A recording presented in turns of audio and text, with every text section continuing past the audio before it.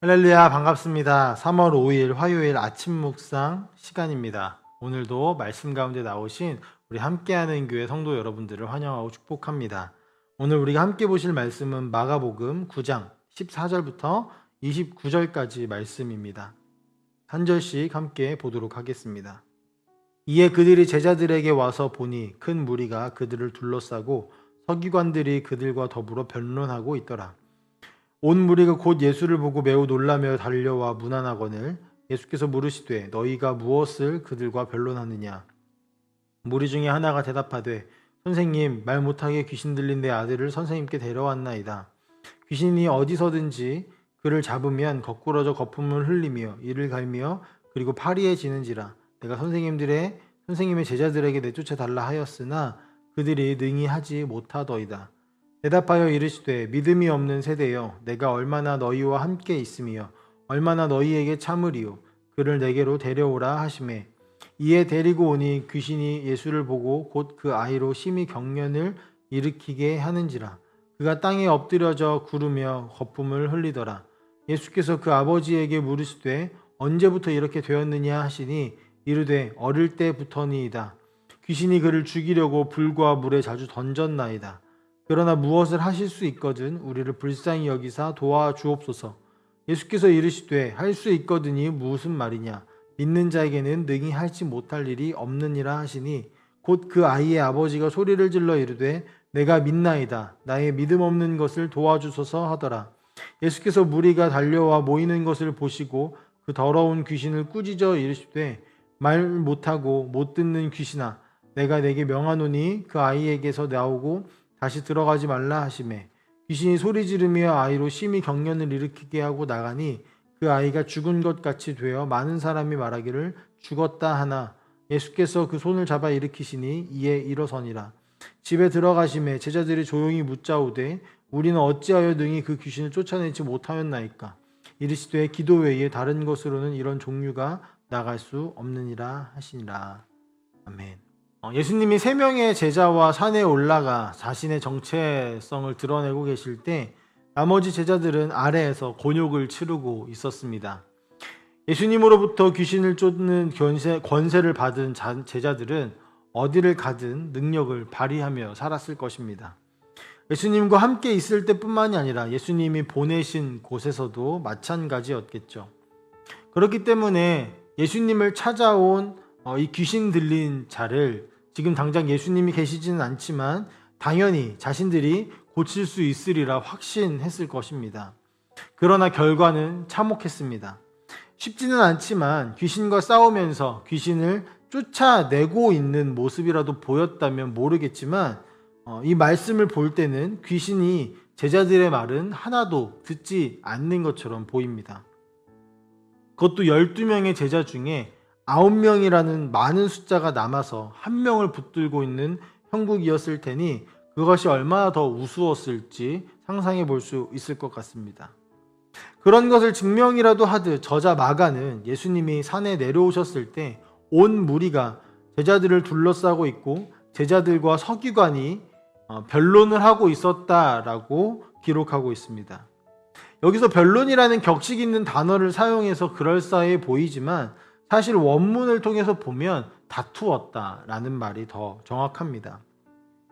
예수님의 제자들이 귀신을 쫓아내지 못하고 있으니 서기관들이 이때다 싶어 공격을 하지 않았을까 싶습니다. 제자들은 당황을 했을 것이고 서기관들의 물음에 다투듯 대답했을 것입니다. 마가는 산 위에서 3명의 제자들이 예수님의 모습을 보고 그 자리에서 영원히 살고 싶다는 말을 하는 것과 산 아래서 귀신을 쫓지 못하고 어버버되고 있는 이 제자들을 이어서 드러냄으로써 무지하고 무능한 제자들의 모습을 고발합니다. 마가는 이 모습을 통하여서 이 제자들의 무지하고 무능한 모습을 드러냄으로써 이들이 무엇을 잃어버렸는지를 보여주고자 하는 것입니다. 먼저 예수님께서 이제 물으셨습니다. 그 물음에 한 사람이 지금까지 있었던 일들을 상세하게 이야기합니다.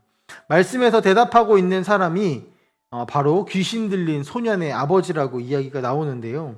자신의 아들이 오랜 시간 귀신 들려 고통을 당하던 중에 예수님의 소문을 듣고 예수님께 나아왔지만 예수님이 계시지 않아 그 제자들에게 귀신을 쫓아달라고 했다고 합니다. 그러나 제자들은 결과적으로 하지 못했죠. 이 대답을 들으신 예수님은 아이를 자신의 앞으로 먼저 데리고 오라고 말씀하시며 제자들과 무리를 향해 이렇게 말씀하십니다.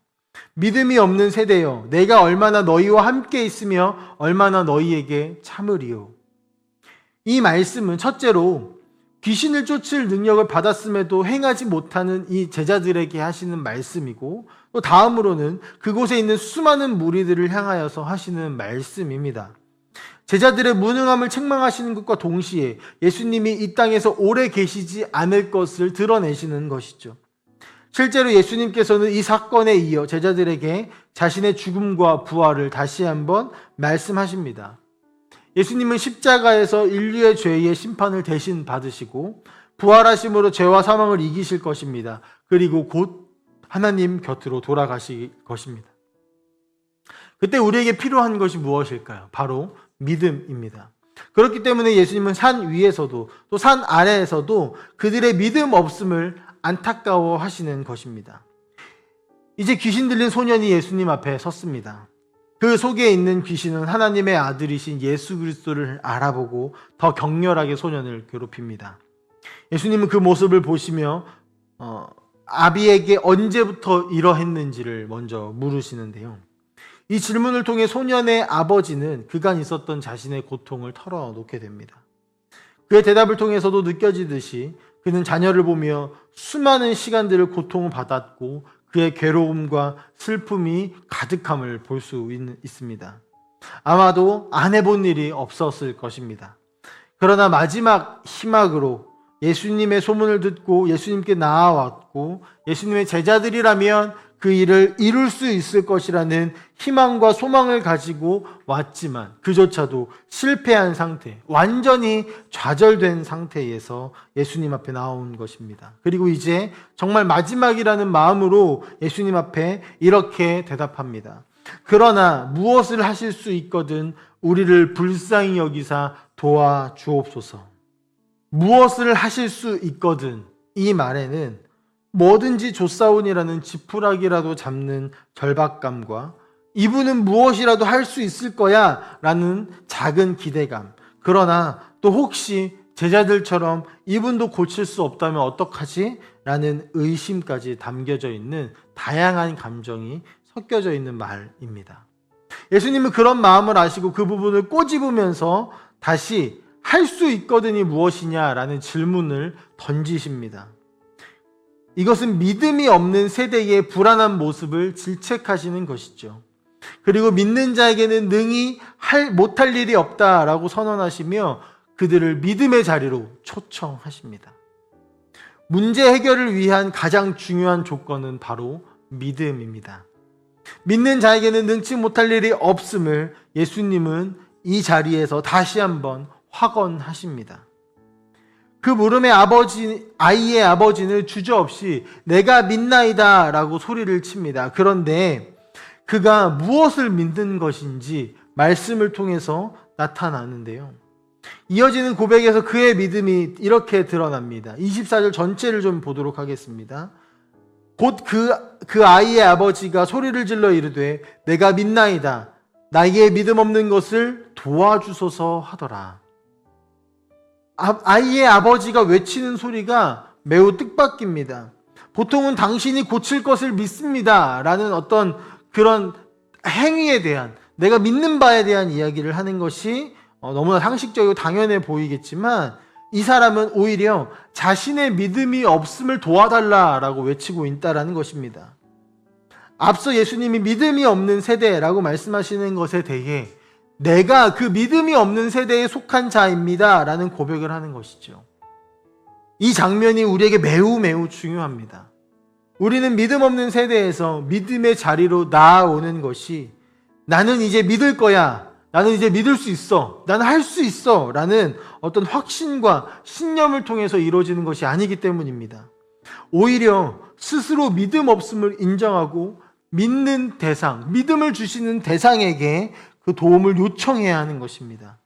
믿음의 대상이자 믿음의 주체이신 예수님께 나아가 믿음을 구할 때 우리는 스스로 얻을 수 없는 이 믿음을 예수 그리스도를 통해서 얻게 될 것입니다. 아이의 아버지는 믿음을 구함으로 믿게 되었습니다. 그리고 예수님은 이제 아이를 고치고자 하십니다. 예수님은 귀신을 향하여 꾸짖으시고 나오라 하신 후에 다시는 들어가지 말라고 명령하십니다. 지금까지 우리가 보았던 것처럼 귀신에게 명령하시는 이 하나님의 아들의 능력을 보이고 계시는 것이죠. 귀신은 예수님의 명령에 저항할 수 없습니다. 그리고 당연히 그 아이의 몸속에서 나왔습니다. 그러나 귀신이 빠져나간 아이의 모습은 죽은 듯 조용해졌습니다. 사람들은 이 모습을 보면서 웅성웅성 되기 시작합니다. 마치 아이가 죽은 것처럼 보인다고요. 하지만 예수님은 야이로의 딸을 일으키실 때처럼 아이의 손을 잡고 일으키십니다. 하나님의 아들 예수 그리스도의 능력이 드러나는 장면입니다. 이 장면이 끝으로 마가는 갑자기 무대를 제자들과 예수님이 함께 계시는 조용한 집으로 옮깁니다. 그곳에서 제자들은 왜 자신들이 귀신을 쫓아내지 못했는가를 질문하기 시작합니다. 예수님이 지금까지 말로 행동으로 가르쳐 주셨지만 여전히 알지 못하는 이 무지한 모습을 보이는 것입니다. 여기서 예수님은 우리가 너무나 잘 알고 있는 말씀을 하고 계시는데요. 29절에 이렇게 나옵니다. 이르시되 기도 외에 다른 곳으로는 이런 종류가 나갈 수 없느니라 하시니라. 우리는 이 말씀을 너무너무 좋아합니다. 그리고 이 말씀을 너무 많이 인용합니다. 그런데 우리가 이 말씀을 통하여서 기도의 중요성에 대해서 강조하지만 이것이 기도하면 모든 것이 이루어진다라는 말을 해버리고 거기서 끝내버린다라는 사실이 매우 안타까운 사실입니다. 네, 물론 기도하면 모든 것이 이루어지는 것 틀린 말은 아닙니다. 그러나 여기서 우리가 기억하고 이해해야 하는 것은 기도라는 것이 무엇이냐라는 것입니다. 여기서 기도는 능력을 사용하는 주문 같은 것이 아닙니다. 또는 능력 있는 신을 불러내서 그 능력을 발휘하게 해주십시오라고 하는 어떤 소환술 같은 것도 아닙니다. 예수님께서 말씀하시고자 하시는 이 기도의 핵심은 연합이고 관계입니다. 권세는 자격증이 아니죠. 제자들이 귀신을 쫓을 권세를 얻은 것은 너희가 이제 귀신을 쫓을 수 있는 능력과 권세를 얻었다라고 하는 어떤 자격증을 얻은 것이 아닙니다. 권세를 주신 예수님과의 온전한 연합이 있어야지만 그들에게는 권세를 사용할 수 있었습니다. 온전한 연합과 지속적인 관계 속에서만이 나올 수 있는 것이 귀신 쫓을 수 있는 능력이었던 것이죠. 그리고 그 연합의 관계를 지속하게 하는 것, 그것이 바로 예수님이 말씀하시는 기도입니다. 물론 기도 역시 수단으로 여겨서는 안 됩니다. 이것은 수단의 문제가 아니라 관계의 문제이기 때문입니다. 예수님과 물리적으로 분리되었던 제자들의 실패는 기술적인 부족이 아니라 그분과 영적인 연합에 실패했기 때문에 나타난 결과였습니다. 우리는 기도가 능력임을 압니다. 그러나 기도가 우리의 능력이 되는 것은 기도를 통해 능력이 되시는 하나님과 연합하게 되기 때문입니다. 오늘도 말씀과 기도로 주님께 나아가 그분과 하나가 되는 은혜를 누리시는 우리 함께하는 교회 모든 성도님들이 다 되시기를 간절히 소망합니다. 기도하면 될 거야 라는 그 말 속에 담겨져 있는 주님과의 깊은 친밀한 관계를 이해하심으로써 주님께 나아가 당신을 더 구하는, 하나님의 얼굴을 더 구하는 우리 함께하는 교회 성도님들이 다 되시기를 간절히 축복합니다. 함께 기도하겠습니다. 사랑의 하나님 아버지 감사합니다. 오늘은 귀신을 쫓아내지 못한 제자들의 모습과 또 그 모습을 보시며 안타까워하시는, 또 그것을 가르치시는 예수님의 가르침에 통하여서 우리가 어디를 향하고 무엇을 바라봐야 하는지를 하나님 말씀을 통해 배워갑니다. 하나님, 믿음이라는 것은 우리가 갖고자 해서 얻어지는 것이 아니라 하나님으로부터 예수 그리스도를 통하여서 우리에게 주어진다라는 사실을 기억하며 우리가 믿음을 가질 수 없음을 인정하며 주님께 나아가게 하여 주시옵소서. 또한 아버지, 기도를 통하여 하나님 믿음을 주십시오 하는 것이 아니라 믿음의 주체이시자 우리를 구원하신 예수 그리스도와 연합이 되어지는 그 관계 속으로 들어가는 우리 함께하는 교회 모든 성도님들이 다 되셔서 아버지 하나님, 우리가 정말 믿음의 군사요 믿음의 사람으로 살아갈 수 있도록 주여 은혜를 베풀어 주시옵소서. 오늘 하루도 우리에게 그 축복을 허락하여 주실 줄 믿사오며 살아계신 예수님의 이름으로 기도합니다. 아멘.